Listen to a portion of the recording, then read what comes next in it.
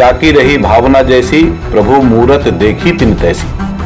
जो लोग राम के अस्तित्व को ही नकारते रहे वो स्वाभाविक तौर पर राम मंदिर के उद्घाटन के समारोह में नहीं जाएंगे, ये सबको मालूम था। इन सभी लोगों को भारत की जनता आने वाले समय में उखाड़ कर फेंक देगी। जब तक वो माफी नहीं मांगे तब तक राजद के नेता, उसके मंत्री, उसके लोग का बहिष्कार करे।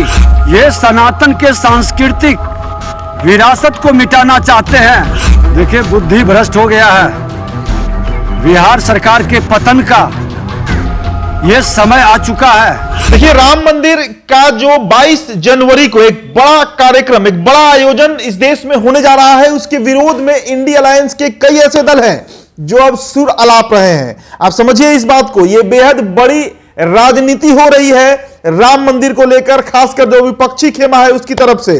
कभी राम लला पर सवाल उठाना, कभी प्रभु राम के अस्तित्व पर सवाल उठाना, कभी प्राण प्रतिष्ठा पर सवाल उठाना, और अब तो सीधे तरीके से महागठबंधन जो है वो राम मंदिर अनुष्ठान में जाने से इनकार कर रही है। अब इस पर बीजेपी जो है वो बेहद भड़की हुई है। बीजेपी के कई बड़े नेता इस पर प्रतिक्रिया दे रहे हैं। आपको सुनाते हैं जो विधानसभा के नेता प्रतिपक्ष विजय सिन्हा है और पार्टी के एक और नेता संतोष पाठक क्या कुछ कह रहे हैं विपक्षी गठबंधन को, सुनिए आप।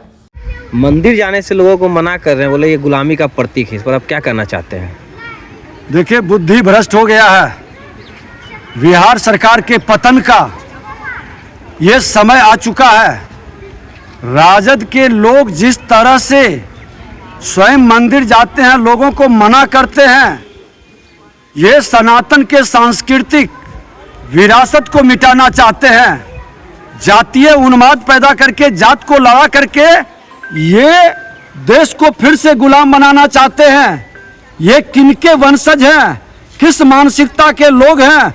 ऐसे लोगों का सामाजिक बहिष्कार होना चाहिए।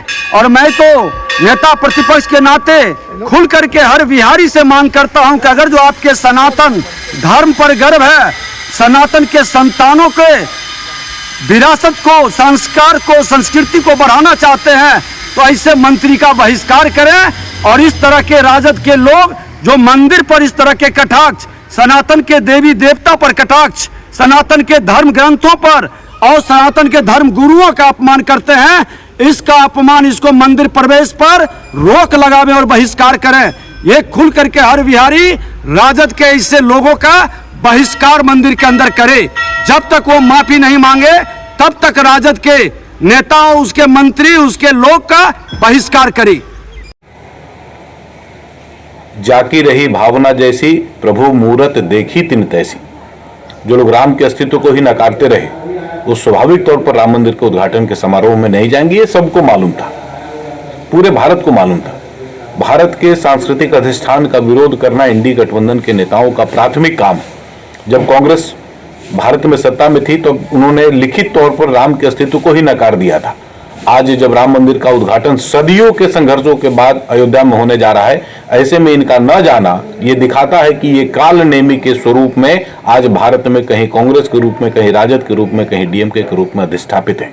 इन सभी लोगों को भारत की जनता आने वाले समय में उखाड़ कर फेंक देगी।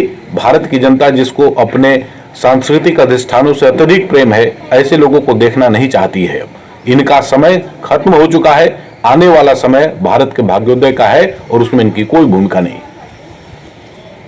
तो एक तरफ जहां कांग्रेस ने आमंत्रण ठुकरा दिया है, एक तरफ जहां तेजस्वी यादव ये सवाल उठा रहे हैं कि बीमार पड़ने पर आप अस्पताल जाइएगा या मंदिर जाइएगा, और जदयू इस पर चुप्पी साधी हुई है। लेकिन अगर हम कुल मिलाजुला कर देखें तो इंडिया गठबंधन के जो नेता हैं वो फिलहाल भगवान राम मंदिर और 22 जनवरी के खिलाफ ही दिख रहे हैं। अब इस पर बीजेपी बेहद सख्त रुख अपनाई हुई है।